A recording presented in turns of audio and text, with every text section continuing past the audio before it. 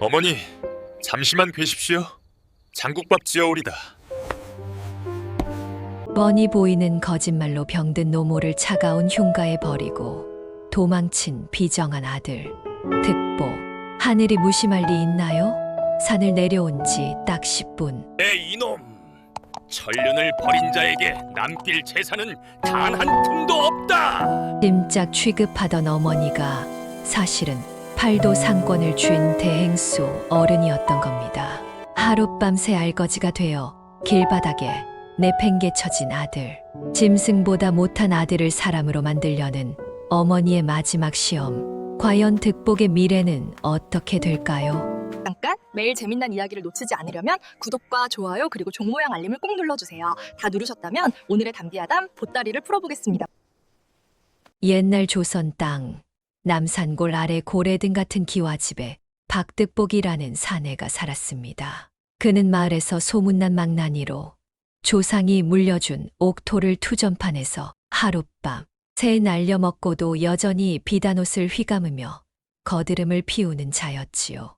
득복이 이토록 떵떵거릴 수 있는 것은 오직 한 사람, 한양 유기전을 쥐락펴락하는 거상 김진사 덕분이었습니다. 김진사는 매달 초하루만 되면 득복의 집으로 쌀 수십 가마와 막대한 은자를 보내왔습니다. 득복은 그것이 제복인 줄로만 알고 매일같이 기생집을 들락거리며 술판을 벌이기 바빴습니다. 하지만 그 돈의 진짜 출처는 아무도 모르는 비밀이었습니다. 사실 그 돈은 득복이 식충이라 부르며 구박하던 노모 박씨가 십수년 전 김진사에게 맡겨두었던 팔도 상권의 이익금이었습니다. 어머니 박씨는 아들이 돈의 노예가 되지 않고 스스로 땀 흘려 일하는 사람이 되기를 기다렸습니다. 하여 자신은 누더기 같은 옷을 입고 집안의 온갖 꾸준히 일을 도맡으며 머슴보다 못한 생활을 견뎌왔지요. 어머니, 그 낡은 저고리 좀 제발 눈앞에서 치우세요. 내 손님들이 보면 우리 가문을 뭐라 생각하겠습니까? 득복은 술 냄새를 풍기며 어머니에게 모진 소리를 내뱉었습니다. 어머니는 부르튼 손을 치마폭 아래로 숨기며 그저 묵묵히 고개를 숙였습니다. 내 아들아, 내가 누리는 이 방이 얼마나 많은 사람의 눈물로 지어졌는지 정녕 모르느냐.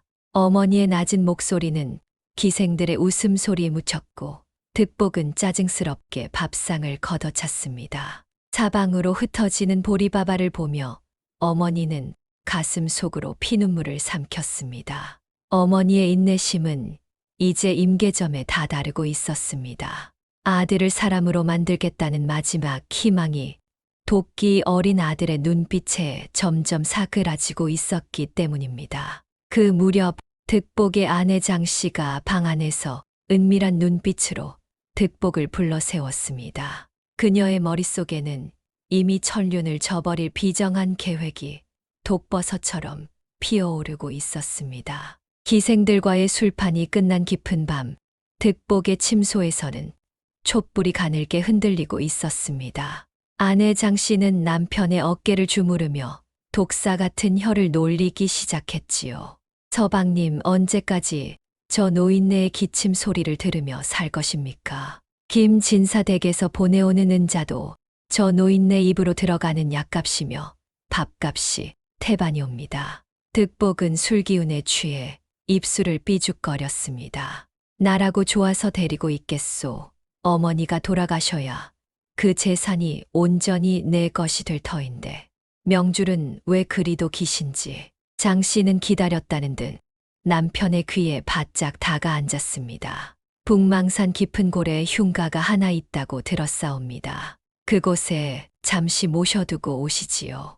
김진사 댁에는 요양을 떠났다 하면 돈줄이 끊길 일도 없지 않습니까? 그들의 비정한 모이는 문 밖에서 찬 바람을 맞으며 서 있던 어머니, 박씨의 귀에 고스란히 흘러들어갔습니다. 어머니는 가슴이 무너져 내렸지만 오히려 눈매를 매섭게 고쳐 잡았습니다. 오냐, 기어이 천륜을 끊겠느냐. 내 놈이 정령 짐승이 되려 한다면 내 너를 다시 사람으로 만들기 위해 모든 것을 거두어 가리라. 어머니는 그 길로 어둠을 뚫고 김진사댁으로 보낼 비밀 전령을 불렀습니다. 어머니가 내민 것은 대행수의 인장이 찍힌 붉은 비단 보자기였습니다. 이것을 김진사에게 전해라.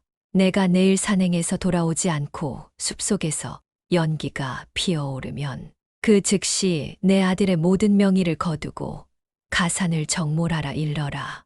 어머니의 목소리는 떨림이 없었습니다. 자식을 사지로 몰아넣어서라도 진정한 인간의 도리를 가르치겠다는 처절하고도 위대한 결단이었지요. 다음 날 아침 득복은 평소와 달리 어머니에게 국밥 한 그릇을 내밀며 비굴한 미소를 지어 보였습니다.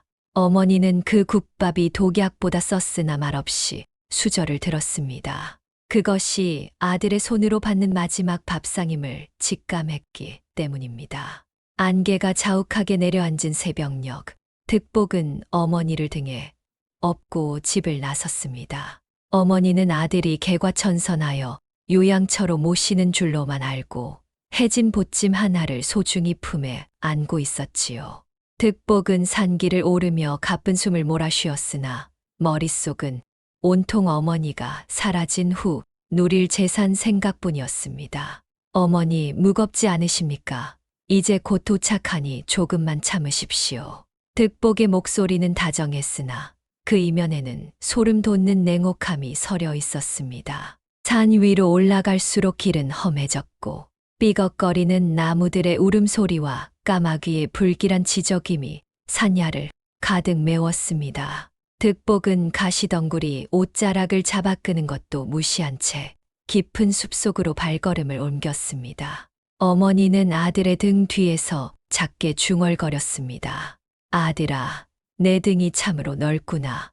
어릴 적 내가 너를 업어 키울 때가 엊그제 같은데 어느덧 내가 나를 업어주는 장성한 사내가 되었으니 이제 나는 죽어도 여한이 없다. 노모의 따뜻한 한마디는 득복의 양심을 찌르는 칼날과 같았으나 이미 탐욕이라는 독에 중독된 그에게는 그저 거추장스러운 신음처럼 들릴 뿐이었습니다. 길은 점점 더 깊고 어두운 골짜기로 이어졌습니다. 득복은 어머니가 길을 잃지 않도록 나뭇가지를 꺾어 흔적을 남기는 모습을 보았습니다. 어머니, 나뭇가지는 왜 꺾으십니까? 득복의 물음에 노모는 인자하게 웃으며 대답했습니다. 내 아들아, 내가 나를 두고 내려갈 때 길을 잃어 호랑이라도 만날까 걱정되어 그런단다. 그 순간 득복의 심장은 철렁 내려앉았습니다. 자신을 버리러 가는 아들이 내려가는 길을 걱정하는 어머니의 무조건적인 사랑은 인륜의 정수 그 자체였습니다. 하지만 득복은 곧 고개를 저으며 잡념을 털어냈습니다.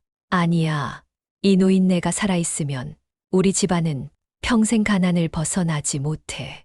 마침내 구름조차 비껴가는 북망산 자락, 귀신이 곡한다는 흉가가 그늘진 숲 사이로 모습을 드러냈습니다. 무너진 석가래와 썩은 문짝 사이로 음산한 바람이 휘몰아쳤습니다. 득복은 마른 침을 삼키며 어머니를 그 서늘한 마루 위에 내려놓았습니다. 이제 돌아갈 수 없는 강을 건넌 것이지요. 어머니는 흉가의 정경을 보고도 놀라지 않으셨습니다. 그저 품속에서 낡은 붉은 수건을 꺼내 손에 쥐었을 뿐입니다. 그것이 아들을 향한 마지막 자비이자 숲속의 매복한 감시자들에게 보낼 심판의 신호탄임을 득복은 꿈에도 몰랐습니다.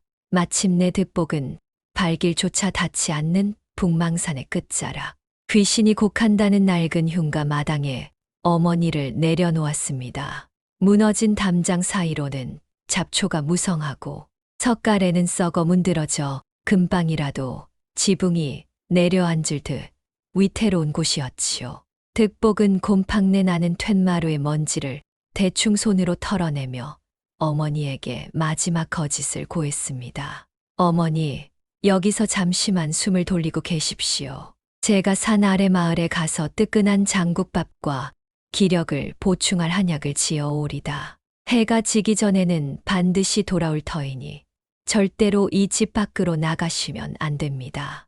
노모 박 씨는 아들의 바짓가랑이를 붙잡는 대신 그저 인자한 미소를 지으며 고개를 끄덕였습니다. 아들이 자신을 버리려 한다는 사실을 이미 알고 있었음에도 어머니는 끝까지 아들의 부끄러운 자존심을 지켜주려 하신 것이지요. 득복은 어머니의 그 평온한 눈빛이 오히려 가시가 되어 가슴을 찔렀으나 이미 탐욕에 눈이 먼 그는 뒤도 돌아보지 않고 산길을 뛰어 내려갔습니다. 혼자 남겨진 노모는 아들의 모습이 나무 사이로 완전히 사라질 때까지 그 자리에 앉아 계셨습니다.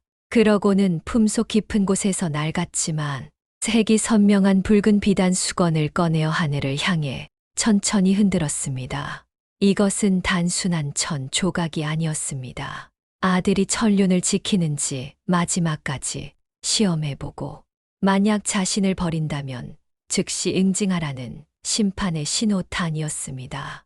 그 순간 흉가를 둘러싼 울창한 숲속에서 바스락거리는 소리가 들렸습니다. 어머니를 그림자처럼 보필하며 숨어있던 김 진사의 하인들과 호위 종들이 일제히 몸을 일으킨 것입니다. 그들은 어머니가 흔드는 붉은 수건을 확인하자마자 미리 준비해둔 신호 화살을 하늘 높이 쏘아 올렸습니다.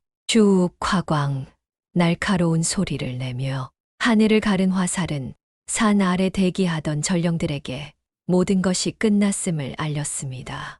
어머니 박 씨는 차가운 바람이 몰아치는 흉가 마루에 앉아 조용히 눈을 감았습니다. 그녀의 뺨 위로 흐르는 한 줄기 눈물은 배신당한 어미의 슬픔이자 이제는 사람의 탈을 쓴 짐승이 된 아들을 처단해야만 하는 대행수로서의 마지막 결단이었습니다. 한편 산 아래로 미친 듯이 달려 내려가던 득복은 하늘에서 들려온 기괴한 화살 소리에 잠시 멈춰 섰습니다. 하지만 그는 그것이 자신의 몰락을 알리는 조종인 줄은 꿈에도 생각지 못한 채 다시금 비릿한 웃음을 지으며 발걸음을 재촉했습니다.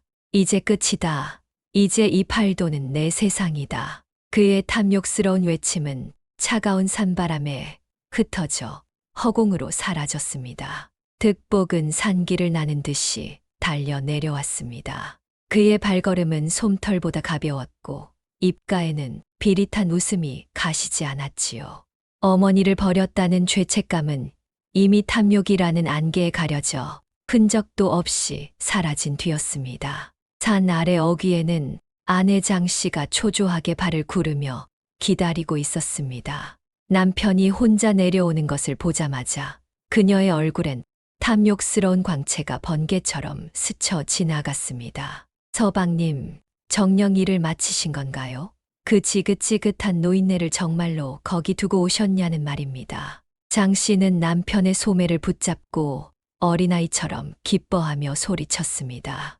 득복은 호기롭게 가슴을 펴며 산 정상을 가리켰습니다. 오냐, 이제 우리를 가로막는 걸림돌은 영영 사라졌느니라. 한양 김 진사가 보내주던 은자도 그 떵떵거리던 기와집과 논밭도 이제 온전히 우리 차지가 아니겠느냐. 두 사람은 서로의 손등을 맞잡고 덩실덩실 춤이라도 출 기세였습니다. 득복의 머릿속에는 벌써 6일 전의 화려한 풍경과 비단옷을 휘감은 제 모습이 아른거리고 있었습니다. 그들이 기쁨의 대화를 나누며 비열한 웃음을 흘리는 그 찰나, 시간은 딱 10분이 흘렀을 뿐입니다.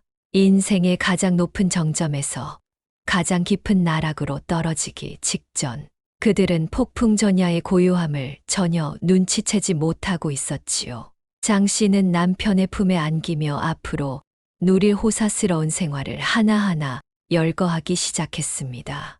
서방님, 내일 당장 한양으로 올라가 가장 큰 장신구 전방부터 들르십시다. 금가락지에 비단 놀이개까지 전부 제 것으로 만들고 싶사옵니다. 득복은 아내의 콧날을 만지며 호탕하게 웃음을 터뜨렸습니다. 하지만 그 웃음소리는 산바람을 타고 흉가로 흐르지 못하고 오히려 불길한 메아리가 되어 그들의 뒤를 쫓고 있었습니다. 하늘에는 구름 한 점 없었으나 대기에는 서늘한 살기가 감돌았고 길목 끝에서는 이미 심판의 발소리가 다가오고 있었습니다. 비정한 웃음이 채 가시기도 전이었습니다. 산 아래 평탄한 길에 접어든 지 불과 10분도 되지 않았을 무렵 저 멀리서 흙먼지를 일으키며 말 한 필이 번개처럼 달려왔습니다.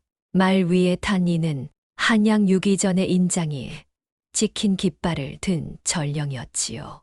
득복은 평소 진비지 만화관아에서 잡으러 온 줄 알고 혼비백산하여 달아나려 했으나 전령의 호통은 득복의 발걸음을 그대로 얼어붙게 만들었습니다. 박득복, 내 이놈, 내가 지금 산속 흉가에 무슨 짓을 저지르고 왔는지 하늘이 알고 땅이 알았느니라. 전령의 목소리는 서리빨보다 차가웠고 그의 손에는 거상 김진사의 친필 서신이 들려 있었습니다. 사실 득복의 어머니 박 씨는 단순한 노인이 아니었습니다. 10수년 전 김진사가 가산이 정몰될 위기에 처했을 때 자신의 피땀 묻은 자금을 내주어 유기전을 살려낸 보이지 않는 손, 즉 대행수 어른이었던 것이지요. 어머니는 아들이 스스로 뉘우치기를 기다리며 비루한 옷을 입고 종처럼 일하며 지켜봐 오셨으나 오늘 그 마지막 시험의 신호가 하늘로 쏘아 올려진 것입니다. 대행수 어른께서는 미리 명을 내리셨다. 만약 내 아들이 나를 산속에 버리고 홀로 내려온다면 그 즉시 자식과의 인연을 끊고 모든 지원을 환수하라고 말이다. 이미 숲속에 매복해 있던 호위종이 어머니의 붉은 수건 신호를 확인하고 명적을 날렸으며 그 신호를 받은 전령이 득복의 앞을 가로막은 것이었습니다. 득복의 얼굴에서 혈색이 싹 빠져나갔고 손이 덜덜 떨리기 시작했습니다. 자신이 식충이라 부르며 버린 노모가 사실은 자신의 모든 부귀영화의 원천이자 팔도 상권의 주인이라니요. 전령은 차갑게 선포했습니다. 이제 자네에게 주어졌던 가짜 호사는 이 시각부로 끝이네. 김진사 어른의 명이 떨어졌으니 자네는 이제 입은 옷 한 벌 외에는 아무것도 가질 수 없을 것이네. 옆에 있던 아내 장 씨는 다리에 힘이 풀려 주저앉아 실성한 듯 중얼거렸습니다. 10분 전까지만 해도 천하를 다 얻은 듯했던 부부의 꿈이 청천벽력 같은 심판 한마디에 모래성처럼 허물어지고 있었습니다. 득복은 미친 듯이 전령을 밀치고 다시 산을 향해 달리기 시작했습니다. 어머니, 소자가 잘못했습니다. 제발.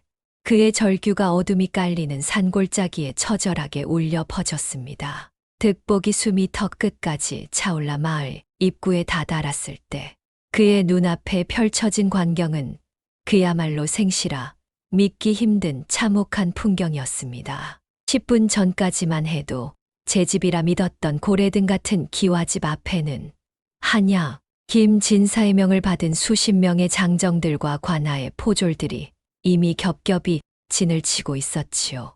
대문에는 정몰이라 적힌 선명한 붉은 봉인들이 덕지덕지 붙어 있었고 집안의 화려한 가구와 세간들은 길바닥으로 사정없이 내던져지고 있었습니다. 득복이 고함을 지르며 대문 안으로 뛰어들려 했으나 포졸의 차가운 몽둥이가 그의 앞길을 무정하게 가로막았습니다. 이게 무슨 짓이냐?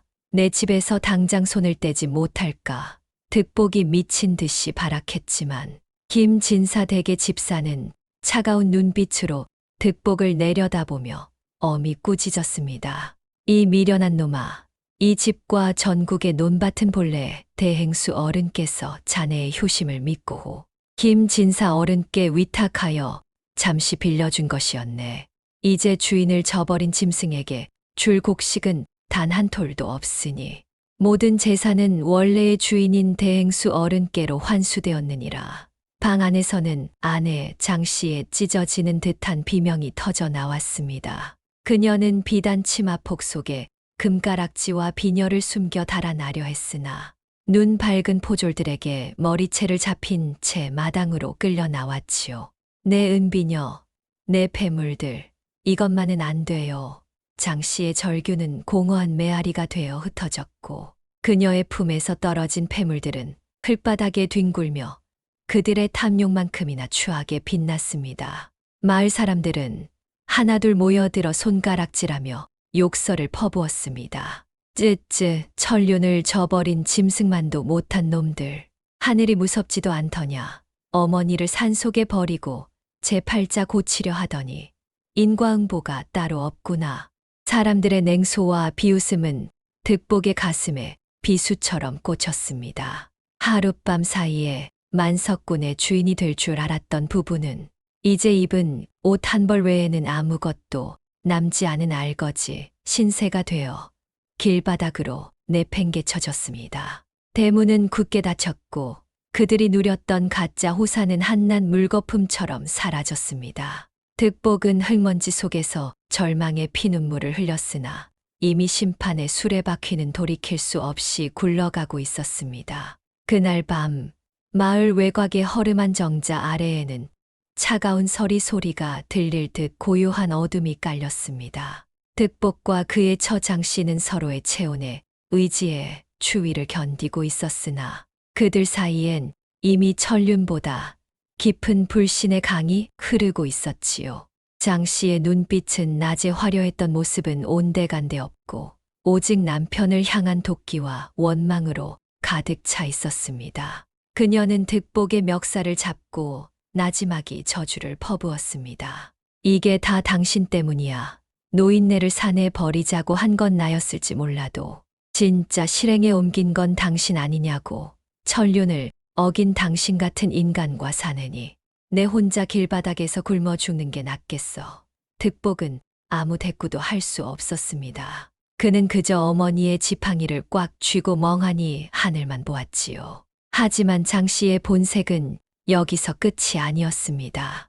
득복이 깊은 피로에 겨워 잠시 눈을 붙인 사이 그녀는 득복이 벗은 속 깊이 숨겨두었던 마지막 비상금인 은전 2잎을 찾아냈습니다. 장 씨는 일말의 망설임도 없이 그 돈을 품에 넣고 잠든 남편의 얼굴에 침을 뱉으며 어둠 속으로 자취를 감췄습니다. 그녀는 득복이 죽든 말든 제 목숨 하나 부지하겠다며 야반도주를 감행한 것이지요. 이튿날 아침 차가운 이슬에 젖어 눈을 뜬 득복은 텅 빈 옆자리를 보고 미친 듯이 소리쳤습니다. 수진아, 장씨야, 어디 있느냐. 하지만 돌아오는 것은 까마귀에 비웃는 듯한 울음소리뿐이었습니다. 돈도, 집도, 명예도 사라진 자리에는 오직 자신이 버린 어머니에 대한 지독한 후회와 자신이 믿었던 아내의 처절한 배신만이 남았습니다. 득복은 비로소 깨달았습니다. 어머니가 없는 세상에서 자신은 그저 바람에 불어가는 낙엽보다 못한 존재라는 것을요. 그는 흙먼지 묻은 주먹으로 땅을 치며 오열했습니다. 배고픔보다 무서운 것은 철저한 고립이었고 그 고립을 자초한 것은 다름 아닌 자신의 손이었습니다. 득복은 이제 지팡이를 짚고 비틀거리며 일어섰습니다. 어머니를 다시 찾지 못한다면 이 세상 어디에도 자신이 누울 자리는 없음을 알게 된 것이지요. 득복은 가시덩굴에 옷자락이 찢기고 발등에 피가 흐르는 줄도 모른 채 다시 북망산 흉가를 향해 기어올랐습니다. 어둠이 깔린 산길은 낮보다 훨씬 험했고 곤줄인 늑대의 울음소리가 득복의 귓가를 서늘하게 스쳤지요. 그의 가슴 속에는 어머니를 향한 미안함보다는 이 모든 비극을 되돌릴 수 있는 유일한 열쇠가 어머니뿐이라는 절박함이 더 컸습니다. 어머니, 소자가 잘못했습니다. 제발 한 번만 저를 봐주십시오. 그의 비명 같은 외침은 공허한 메아리가 되어 흩어졌습니다. 마침내 도착한 흉가는 정막만이 감돌고 있었습니다. 무너진 석가래 사이로 차가운 달빛이 스며들었으나 그곳엔 어머니의 그림자조차 보이지 않았지요. 득복은 텅 빈 방 안을 미친 듯이 뒤지며 어머니의 이름을 불렀습니다. 그러다 마루 끝 구석에서 득복의 시선을 멈추게 한 물건이 하나 있었습니다. 어머니가 평생을 제 몸처럼 아끼며 짚고 다니시던 낡은 나무 지팡이와 그 곁에 정갈하게 놓인 반쯤 남은 주먹밥이었습니다. 어머니는 아들이 자신을 버리고 내려가는 그 순간에도 혹여 아들이 배를 고를까 봐 자신의 끼니를 반으로 나누어 마루 끝에 남겨두신 것이었습니다.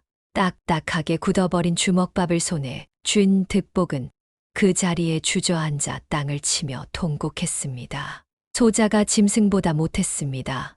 자식을 사지로 몰아넣으면서도 자식 배고픈 것만 걱정하시다니.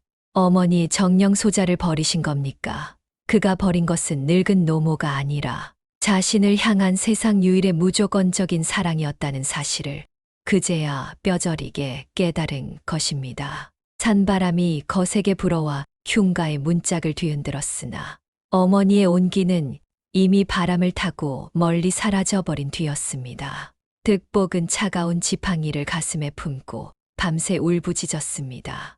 하지만 산은 대답이 없었고 오직 득복의 비참한 흐느낌만이 어두운 골짜기를 가득 메웠을 뿐입니다. 마을에서 쫓겨나고 아내에게까지 배신당한 득복은 이제 한양 저작거리를 떠도는 가장 비참한 거지가 되었습니다. 번드르르 하던 비단옷은 갈갈이 찢겨 걸레보다 못한 누더기가 되었고 거드름을 피우던 얼굴은 떼자국과 흉터로 뒤덮여 누구도 그를 박득복이라 알아보지 못했지요. 허기는 칼날처럼 득복의 배속을 난도질했습니다.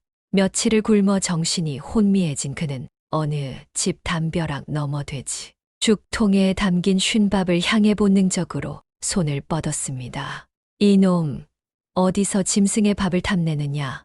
천한 놈이 감히. 주인이 휘두른 몽둥이에 얻어맞아 클바닥을 구르면서도 득복은 입안으로 밀어넣은 시큼한 죽 한 모금을 필사적으로 삼켰습니다. 그 비참한 맛을 느끼는 순간 득복의 머릿속에는 평생 잊고 지냈던 어머니의 밥상이 떠올랐습니다. 어머니 박 씨는 아들이 맛있는 고기 반찬을 다 먹고 남긴 차갑게 식은 찌꺼기 밥에 물을 말아 드시곤 하셨지요. 그때마다 득복은 엄마는 원래 식은 밥을 좋아해라며 당연하게 여겼습니다. 하지만 이제야 깨달은 것입니다. 어머니가 좋아했던 것은 식은 밥이 아니라 아들의 배가 부른 모습이었다는 사실을 말입니다. 득복은 돼지 죽통에 머리를 박고 피눈물 섞인 흐느낌을 터뜨렸습니다. 눈물 섞인 죽은 짜고 비렸으나 그것은 그가 평생 처음으로 제 손으로 겪어보는 삶의 처절한 밑바닥이자 형벌이었습니다. 어머니는 이 쓰레기 같은 밥을 드시면서도 나를 보며 웃으셨는데 나는 그 어머니를 산짐승의 먹이로 던져두었구나. 그는 품속에서 어머니가 남긴 낡은 지팡이를 꺼내 가슴이 터지도록 껴안았습니다. 지팡이의 매끄러운 손잡이에는 어머니의 세월이 묻어 있어 서글프도록 따뜻했지요. 득복은 밤새도록 차가운 길바닥에서 어머니의 지팡이를 붙들고 참회했습니다. 이제 그에게 남은 것은 어머니에게 용서를 빌어야 한다는 마지막 생의 목적뿐이었습니다. 저작거리의 모진 매질과 사람들의 냉소보다 득복을 더 아프게 찌른 것은 거울처럼 비친 자신의 추악한 본성이었습니다. 득복은 더러운 개천 옆 말라 죽어가는 버드나무 아래서 목을 매기 위해 낡은 새끼줄을 만지작거렸습니다. 만신창이가 된 몸으로 더 이상 살아갈 희망도 어머니께 용서를 구할 자격도 없다고 생각했기 때문이지요. 어머니, 차라리 이 못난 자식을 지금 죽여서 지옥으로 데려가 주십시오.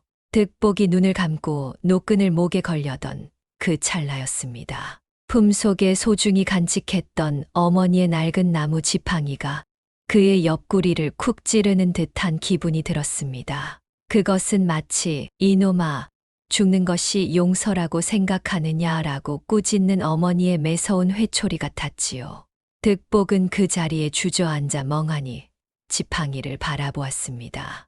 만약 지금 이대로 목숨을 끊어버린다면 구천을 떠도는 원귀가 되어도 어머니의 발치조차 뵙지 못할 것이라는 두려움이 엄습했습니다. 불효자는 죽어서도 어머니와 같은 하늘 아래 같은 저승길을 갈 수 없다는 옛말이 떠오른 것이지요. 그는 떨리는 손으로 노끈을 풀어 바닥에 던져버렸습니다. 어머니 소자가 기어이 살아남겠습니다. 살아서 기어서라도 어머니를 찾아가 이 무릎이 닳도록 사죄하겠습니다. 비록 누더기 한 벌에 피고름이 흐르는 맨발이었으나 그의 눈빛에는 죽음 대신 처절한 참회의 빛이 서렸습니다. 득복은 이제 집신 한 짝 없이 어머니가 계신다는 막연한 소문을 쫓아 먼 한양길을 향해 첫 발을 내디뎠습니다. 득복은 팔도를 떠돌며 어머니 박 씨의 행방을 쫓기 시작했습니다. 그가 들르는 고개마다, 그가 머무는 주막마다 사람들은 한 여인에 대한 이야기를 꽃피우고 있었지요.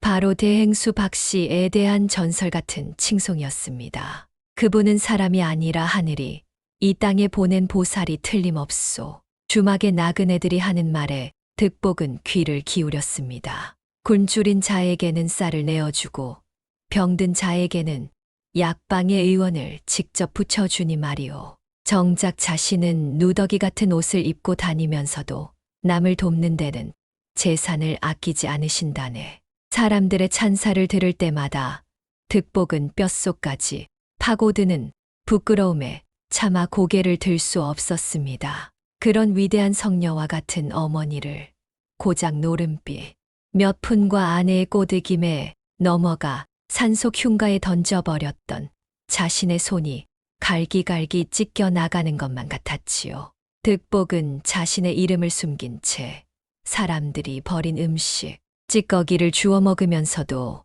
어머니가 다녀가신 길을 묵묵히 따라갔습니다.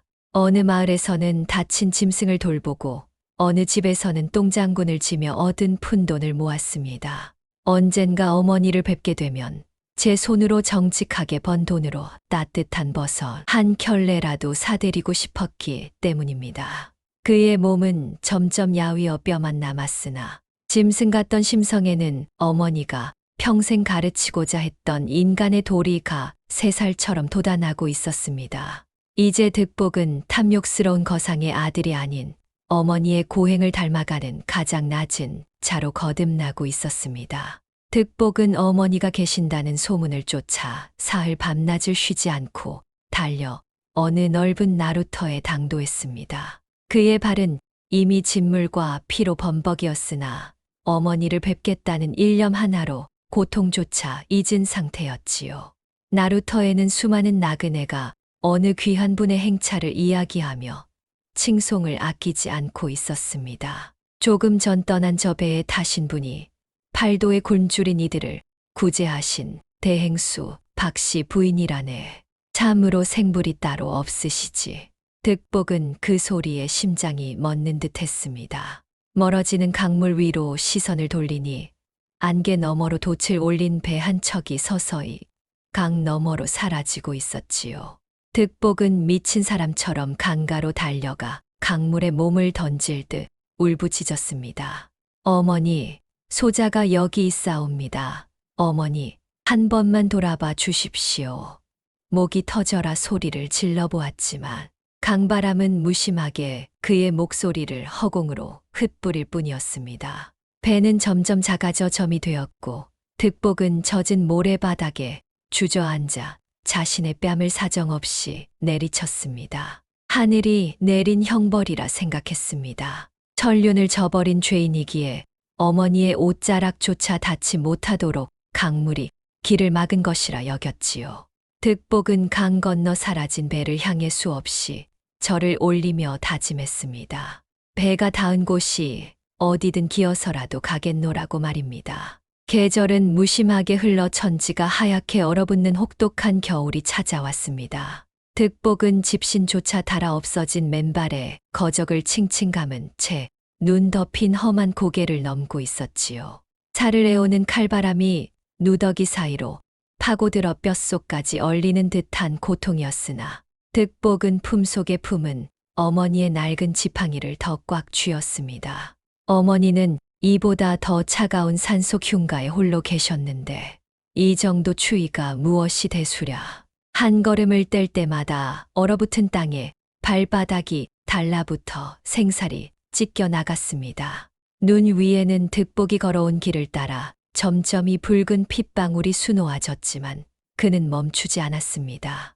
오히려 그 육체적인 고통이 자신의 죄를 조금이나마 씻어주는 것 같아 달게 받았습니다. 허기에 지쳐 정신이 가물거릴 때면 어머니가 남겨두었던 딱딱하게 굳은 주먹밥의 맛을 떠올렸습니다. 어머니는 평생 이런 고통 속에서도 자신을 위해 웃음을 잃지 않으셨음을 이제야 온몸으로 배운 것이지요. 눈보라가 더욱 거세지며 앞길을 분간할 수 없게 되자 득복은 지팡이를 지지대 삼아 눈 구덩이를 헤쳐나갔습니다. 손가락은 동상에 걸려 감각이 없었으나 지팡이만은 절대로 놓지 않았습니다. 그것이 어머니와 연결된 마지막 생명줄임을 알았기 때문입니다. 어느덧 고개 정상에 올라선 득복의 눈에 저 멀리 산자락 끝에 자리 잡은 작은 암자의 불빛이 보였습니다. 어머니가 마지막 요양을 위해 머물고 계신다는 바로 그곳이었습니다. 득복은 눈물로 범벅이 된 얼굴을 닦으며 마지막 힘을 다해 산 아래로 발걸음을 재촉했습니다. 눈보라가 몰아치는 북망산의 끝자락, 구름조차 발을 멈춘다는 해발 높은 절벽 끝에 작은 암자 낙조암이 자리하고 있었습니다. 3년 전 비단옷을 휘감고 거드름을 피우던 망나니 박득복은 이제 온데간데 없었습니다. 누더기 사이로 드러난 득복의 몸은 장작처럼 말라 뼈마디가 도드라졌고 동상으로 짓무른 발가락에선 진물과 피가 엉겨붙어 걸음을 뗄 때마다 눈 위로 붉은 꽃이 피어났지요. 하지만 득복은 고통을 느끼지 못했습니다. 그저 품 소중히 간직한 어머니의 낡은 지팡이가 차가운 가슴을 데워주는 유일한 온기였습니다. 어머니, 소자가 왔습니다. 기어서라도 오겠다던 그 약속, 이제야 지키러 왔습니다. 득복은 떨리는 손으로 암자의 낡은 살인문을 두드렸습니다. 문고리에 서린 냉기가 손바닥을 파고들었으나 그의 심장은 어머니를 뵙겠다는 일념으로 뜨겁게 고동치고 있었지요. 이윽고 문이 열리고 머리가 희끗한 노스님이 등불을 든 채 나타났습니다. 득복은 그 자리에 무릎을 꿇고 눈 덮인 바닥에 머리를 짓지으며 물었습니다. 스님, 이곳에 한양김 진사대계 은인이신 박씨 부인이 계시다고 들었습니다. 제발 제 어머니를 한 번만 뵙게 해 주십시오.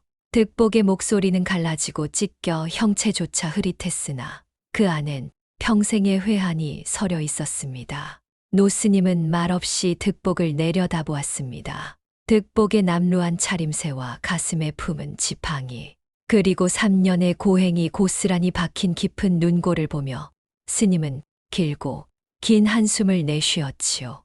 자네가 바로 대행수 어른이 그토록 기다리시던 아들이군. 어른께서는 매일 아침 해가 뜨기도 전에 산 아래 나루터를 내려다보며 누군가를 기다리셨다네.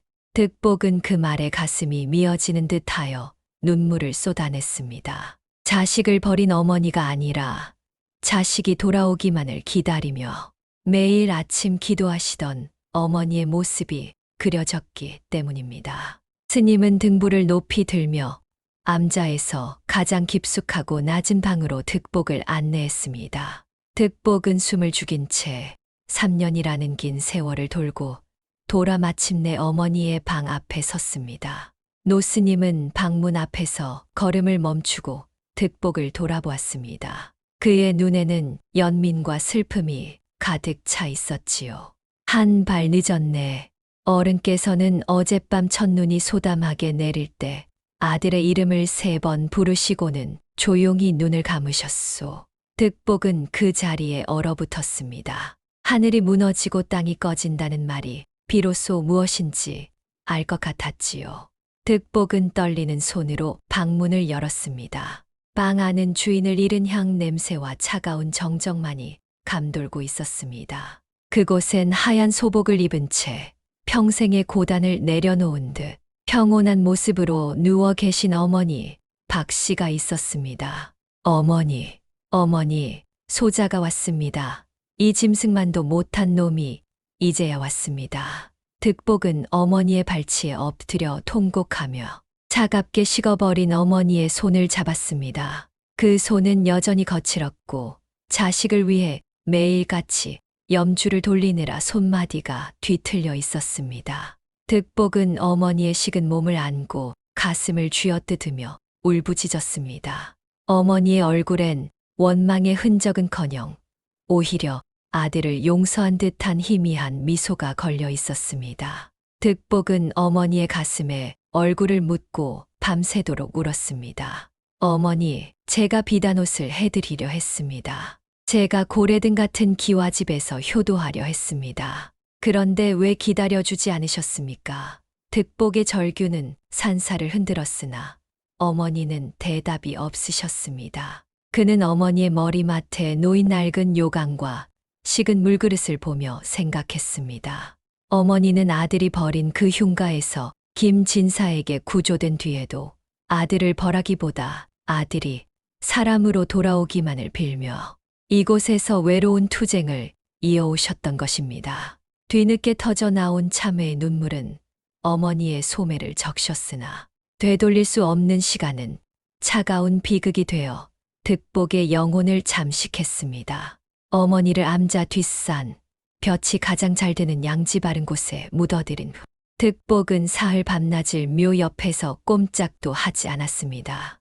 노스님은 그런 득복에게 어머니가 남기신 마지막 유품과 서신 한 통을 건넸습니다. 유품은 거창한 금덩이가 아니었습니다. 어머니가 평생을 지고 다니셨던 이제는 나무가 사가 거칠어진 낡은 나무 지게와 지팡이 하나뿐이었지요. 서신에는 눈물 자국에 번진 하지만 단호한 필체로 이렇게 적혀 있었습니다. 내 아들아, 내 재산은 모두 팔도의 가난한 이들과 굶주린 짐승들을 위해 김진사에게 맡겨 나누어 주었다. 너에게 남기는 것은 오직 이 빈지게 하나뿐이다. 남의 것을 탐하는 마음은 독약이요. 제 땀으로 일구지 않은 복은 신기루와 같다.